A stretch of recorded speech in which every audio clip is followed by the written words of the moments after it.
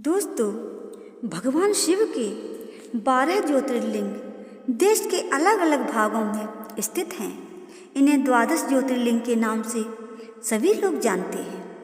इन ज्योतिर्लिंग के दर्शन, पूजन और आराधना से भक्तों के जन्म जन्मांतर के सारे पाप समाप्त हो जाया करते हैं।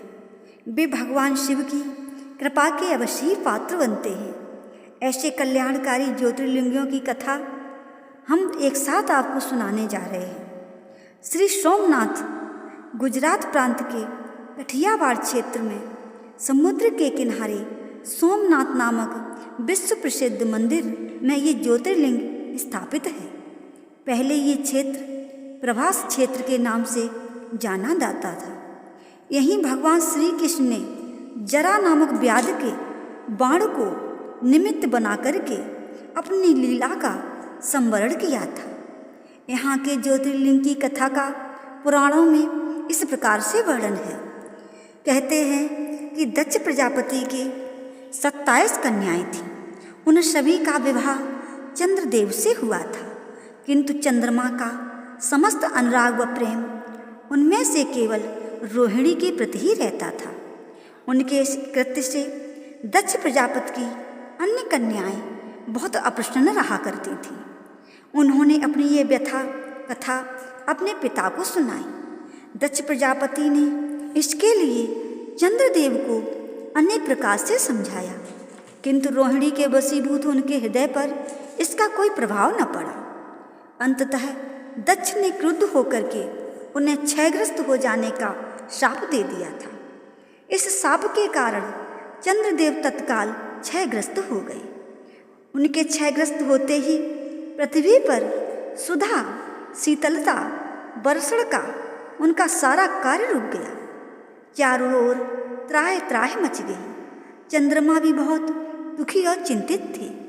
उनकी प्रार्थना सुनकर के इंद्राद देवता तथा वशिष्ठ आदि ऋषिगण उनकी उद्धार के लिए पितामह ब्रह्मा जी के पास गए। सारी बातों को सुनकर के ब्रह्मा जी ने कहा कि चंद्रमा अपने शाप विमोचन के लिए अन्य देवों के साथ पवित्र प्रवास क्षेत्र में जाकर के मृत्युंजय भगवान शिव की आराधना करें। उनकी कृपा से अवश्य इनका शाप नष्ट हो जाएगा और ये रोग मुक्त हो जाएंगे। उनके कथानुसार चंद्रदेव ने मृत्युंजय भगवान की आराधना का सारा कार्य पूरा कर लिया। उन्होंने घोर तपस्या करते हुए 10 करोड़ बार मृत्युंजय मंत्र का जाप किया। इससे प्रसन्न होकर के मृत्युंजय भगवान शिव ने उन्हें अमरत्व का वरदान प्राप्त किया। उन्होंने कहा कि चंद्रदेव, तुम शोक मत करो, मेरे वर से तुम्हारा शाप मोचन तो होगा ही, साथ ही साथ प्रजापति दक्ष के वचनों की रक्षा भी हो जाएगी।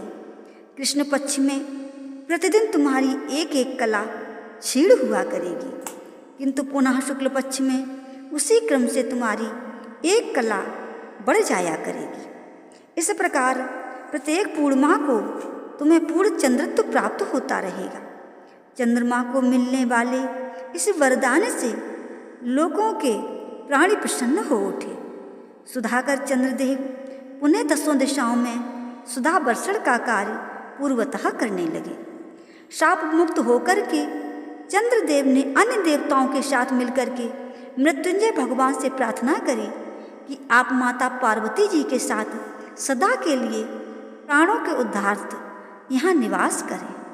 भगवान शिव उनकी इस प्रार्थना को स्वीकार करके ज्योतिर्लिंग के रूप में माता पार्वती जी के साथ तभी से यहाँ रहने लगे। पावन प्रवास क्षेत्र में स्थित सोमनाथ ज्योतिर्लिंग की महिमा महाभारत श्रीमद्भागवत कथा स्कंद पुराण आदि में विस्तार से बताई गई है। चंद्रमा का एक नाम सोम भी है। उन्होंने भगवान शिव को ही अपना नाथ स्वामी मान करके यहाँ तपस्या की थी। अतः इस ज्योतिर्लिंग को सोमनाथ कहा जाता है। इसके दर्शन, पूजन, आराधना से भक्तों के जन्म जन्मांतर के सारे पाप और दुष्कृत्य विनष्ट हो जाया करते हैं। वे भगवान शिव और माता पार्वती की अच्छे कृपा पाते हैं। मोक्ष का मार्ग उनके लिए सहज ही सुलभ हो जाता है। उनके लिए लौकिक परलौकिक सारे कृत्य स्वमेव सफल हो जाया करते हैं। आइए अब श्री मल्लिकार्जुन ज्योतिर्लिंग की कथा सुनते हैं।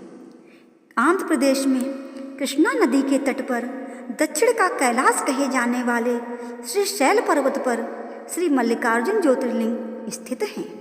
महाभारत, शिव पुराण तथा पद्म पुराण आदि धर्म ग्रंथों में इसकी महिमा और महत्ता का विस्तार पूर्वक वर्णन भी किया गया है। पुराणों में इस ज्योतिर्लिंग की कथा इस प्रकार से वर्णन है।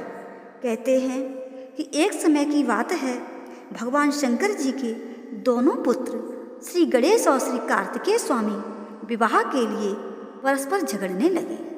प्रत्येक का आग्रह था कि पहले मेरा विवाह किया जाए, पहले मेरा विवाह किया जाए।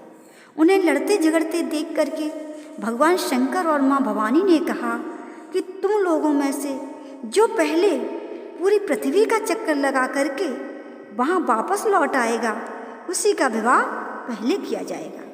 माता पिता की यह बात सुनकर के श्री कार्तिकेय स्वामी तो अपने वाहन मयूर पर विराजित हो तुरंत पृथ्वी प्रदक्षिणा के लिए दौड़ पड़े। लेकिन गणेश जी के लिए तो ये बहुत बड़ा काम था और बहुत कठिन भी था। एक तो उनकी काया स्थूल थी, दूसरे उनका वाहन भी मूषक था। भला वे दौड़ में स्वामी कार्तिकेय की बराबरी किसी प्रकार से कर पाते, लेकिन उनकी काया जितनी स्थूल थी, बुद्धि उसी के अनुपात में सूक्ष्म और तीक्ष्ण थी। उन्होंने अविलंब पृथ्वी की परिक्रमा का एक सुगम उपाय खोज निकाला। सामने बैठे माता पिता का पूजन करने के पश्चात उनकी 7 प्रदक्षिणा करके उन्होंने पृथ्वी प्रदक्षिणा का कार्य पूरा कर लिया। उनका ये कार्य शास्त्रोनुमोदित था। पूरी पृथ्वी का चक्कर लगा करके स्वामी कार्तिकेय जब तक लौटे तब तक गणेश जी का सिद्ध और बुद्धि नाम वाली 2 कन्याओं के साथ विवाह हो चुका था और उन्हें क्षेप तथा लाभ नामक 2 पुत्र भी प्राप्त हो चुके थे। यह सब देख करके स्वामी कार्तिकेय अत्यंत रुष्ट होकर के क्रौज पर्वत पर चले गए। माता पार्वती वहाँ उन्हें मनाने को पहुँच गई। पीछे पीछे शंकर भगवान भी वहाँ पहुँच करके ज्योतिर्लिंग के रूप में प्रकट हुए और तब से मल्लिकार्जुन ज्योतिर्लिंग के नाम से प्रख्यात हुए। इनकी अर्चना सर्वप्रथम मल्लिका पुष्पों से की गई थी। मल्लिकार्जुन नाम पड़ने का यही कारण है। यह एक दूसरी कथा भी मल्लिकार्जुन ज्योतिर्लिंग की है। इस शैल पर्वत के निकट किसी समय राजा चंद्रगुप्त की राजधानी थी। किसी विपत्ति विशेष के निवारणार्थ उनकी एक कन्या महल से निकल करके इस पर्वत राज के आश्रम में आकर के यहाँ के गोपों के साथ रहने लगी। उस कन्या के पास एक बहुत बड़ी शुभ लच्छरा सुंदर श्यामा गौ थी। उस गौ का दूध रात में कोई चोरी से दूले जाता था। एक दिन संयोगवश उस राजकन्या ने चोर को दूध दूहते देख लिया और क्रुद्ध होकर के उस चोर की ओर दौड़ी, किंतु गौ के पास पहुंच करके उसने देखा कि वहाँ शिवलिंग के अतिरिक्त और कुछ भी नहीं है।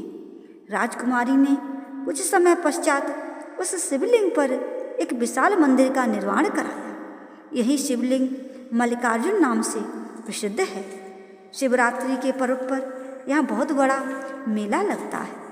इस मल्लिकार्जुन शिवलिंग का दर्शन, पूजन एवं अर्चन करने वाले भक्तों की सभी सात्विक मनोकामनाएं अवश्य ही पूर्ण होती हैं। उनकी भगवान शिव के चरणों में स्थिर प्रीति हो जाया करती है। दैहिक, दैविक, भौतिक सभी प्रकार की बाधाओं से वे मुक्त हो जाया करते हैं। दोस्तों, कल आपको श्री महाकालेश्वर ज्योतिर्लिंग और अन्य ज्योतिर्लिंग के बारे में कहानी सुनाएंगे। तब तक के लिए आज्ञा दीजिए। जय भोलेनाथ, सदा तुम्हारी जय।